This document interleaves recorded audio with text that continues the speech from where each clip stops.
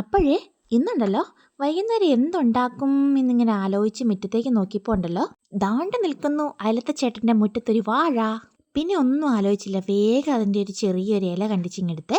അതുകൊണ്ട് നമുക്കൊരു സൂത്രം ഉണ്ടാക്കാം. പണ്ടുണ്ടല്ലോ എൻ്റെ ചെറുപ്പത്തിലെ നല്ല മഴയുള്ള ദിവസം വൈകുന്നേരം പപ്പായി അമ്മേനെ കൊണ്ട് ഈ സാധനം ഉണ്ടാക്കിക്കുമായിരുന്നു. മഴയുള്ള ദിവസം എന്ന് പറഞ്ഞാൽ ശരിക്കും മഴയുള്ള വൈകുന്നേരങ്ങളിലാട്ടോ ഈ പലഹാരം ഇങ്ങനെ തിന്നുകൊണ്ട് ഇങ്ങനെ ചായയൊക്കെ കുടിച്ച് തിണ്ണയിലിരിക്കാൻ നല്ല രസമാണേ.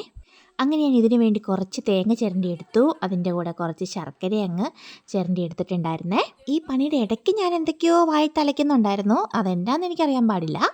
ഈ പിള്ളേരോടായിരിക്കും എന്നാണ് എൻ്റെ ഒരു തോന്നൽ. അങ്ങനെ ശർക്കരയും തേങ്ങയൊക്കെ നന്നായിട്ട് മിക്സ് ചെയ്തെടുത്തേ. ഇച്ചിരി തേങ്ങയും ഒത്തിരി ശർക്കരയും നല്ല മധുരം കിട്ടട്ടെ എന്നോർത്തു.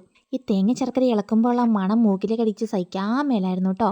അവസാനം ഞാൻ ശർക്കര എടുത്ത് വായിലേക്ക് ഇട്ടു. അതിൻ്റെ ടേസ്റ്റ് പഠിച്ചു പോയി നോൺ സ്റ്റോപ്പ് ആയിട്ട് ഇങ്ങനെ വായിലേക്ക് ഇട്ടുകൊണ്ടിരിക്കും നമ്മൾ. പിന്നെ ഉണ്ടല്ലോ കുറച്ച് ഗോതമ്പ് പൊടി എടുത്ത് നന്നായി ലൂസായിട്ട് മാവൊക്കെ ആക്കിയിട്ടുണ്ടായിരുന്നേ. പിന്നെ ഒന്നും നോക്കാനില്ല, നമ്മൾ കുഴച്ച ഗോതമ്പ് പൊടി ചെറുതായിട്ട് മുറിച്ച ഇലയിലേക്ക് പരത്തി അങ്ങ് വെക്കുക.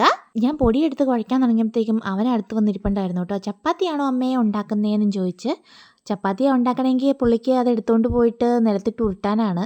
അത് കഴിഞ്ഞപ്പോഴാണ് പുള്ളി തേങ്ങയും ശർക്കരയും കണ്ടത്. പിന്നെ നമ്മൾ പാനൊക്കെ അടപ്പത്തേക്ക് വെച്ച് വാഴയിലയിൽ മാവൊക്കെ തിന്നായിട്ട് പരത്തി അതിലേക്ക് നിറയെ തേങ്ങയും ശർക്കരയൊക്കെ അങ്ങെടുത്ത് വെച്ച് നല്ലപോലെ മടക്കി അങ്ങ് അടപ്പത്തേക്ക് വെച്ചിട്ടുണ്ടായിരുന്നേ. ക്യാമറ നോക്കി അമ്മയ്ക്കൊണ്ടാണെന്നറിയില്ല, അത് ശക്കരം താഴെ പോയി. സാരമില്ല. പിന്നെ ബാക്കിയുള്ളതും കൂടെ രണ്ട് സൈഡും അങ്ങോട്ടും ഇങ്ങോട്ടും മറിച്ചും തിരിച്ചുമൊക്കെ ഇട്ട് ചുട്ടെടുത്തു. ലാസ്റ്റ് വന്നതിലുണ്ടല്ലോ തേങ്ങയും ശർക്കര അധികം ഉണ്ടായിരുന്നു കേട്ടോ. ഞാൻ ഫുൾ അങ്ങ് പരത്തിയിട്ട് അത് എനിക്ക് സ്പെഷ്യലായിട്ട് ലാസ്റ്റ് ഒന്ന് ഉണ്ടാക്കിയേ. അതെന്നാന്ന് വെച്ചോണ്ടല്ലോ ചൂട് കൊണ്ട് ശർക്കര ഇങ്ങനെ ഉരുകി വരുമ്പോൾ അത് നമ്മൾ തിന്നുമ്പോൾ ഉണ്ടല്ലോ നമ്മുടെ കൈക്കോടെ ഇങ്ങനെ ശർക്കര ഉരുക്കി വരും. തേങ്ങ ഇതെല്ലാം നല്ല ടേസ്റ്റാണ്. അത് കഴിക്കാൻ വലിയ ഇഷ്ടമാണ് എനിക്ക്. അങ്ങനെ ആദ്യമൊക്കെ ഉണ്ടാക്കിയത് അവർക്ക് കൊടുത്തിട്ട് ഞാൻ നാളത്തേക്കുള്ള അരിയൊക്കെ വെള്ളത്തിലിട്ടു. ഓർക്കുമ്പോൾ ചെയ്തിന് പിന്നെ മറന്നുപോകും. അങ്ങനെ പറ്റിയിട്ടുണ്ട്. പിന്നെ അതിൻ്റെ കൂടെ ചായ വെച്ചു. പിന്നെ അതിൻ്റെ കൂടെ ശക്കലം സമയം കിട്ടിയപ്പോഴത്തേക്കും ഫോണിൽ അങ്ങ് ഞോണ്ടാൻ നിന്നേ. ഇപ്പോൾ ഉള്ള എൻ്റെ മെയിൻ പരിപാടിയാണ്, ഇച്ചിരി സമയം കിട്ടുവാണെങ്കിൽ ഓട്ടിപ്പോയി ഞാൻ ഫോണെടുത്ത് ഒന്ന് ഞോണ്ടാൻ തുടങ്ങും.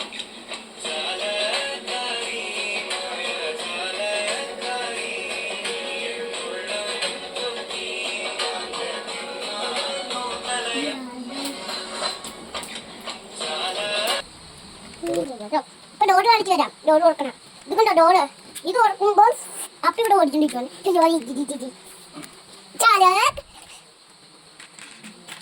അങ്ങനെ അവൻ്റെ വ്ളോഗിങ് ഒക്കെ കഴിഞ്ഞ് ഞങ്ങളിതേ കഴിക്കാനൊക്കെ ഇരുന്നു കേട്ടാ. അത് അവൻ്റെ വണ്ടിക്കഥ പറഞ്ഞതാണേ. എങ്ങനെയുണ്ട്, കൊള്ളായിരുന്നോ? ഞാനീ പറയണ കണ്ട് അവൻ എന്നെ തന്നെ ട്രോളും കേട്ടോ ഇടയ്ക്ക്. ഇവൻ ഇങ്ങനെ പറയുവാണെങ്കിൽ അപ്പോൾ ആൾക്കാർ എന്തെങ്കിലും എന്നെ പറയുന്നുണ്ടായിരിക്കുമോ? ഇടയ്ക്ക് ഞാൻ അതൊക്കെ ഇങ്ങനെ ഓർക്കും കേട്ടോ. എന്തെങ്കിലും ഉണ്ടെങ്കിൽ കമൻറ്റുകൾ ചെയ്യണേ.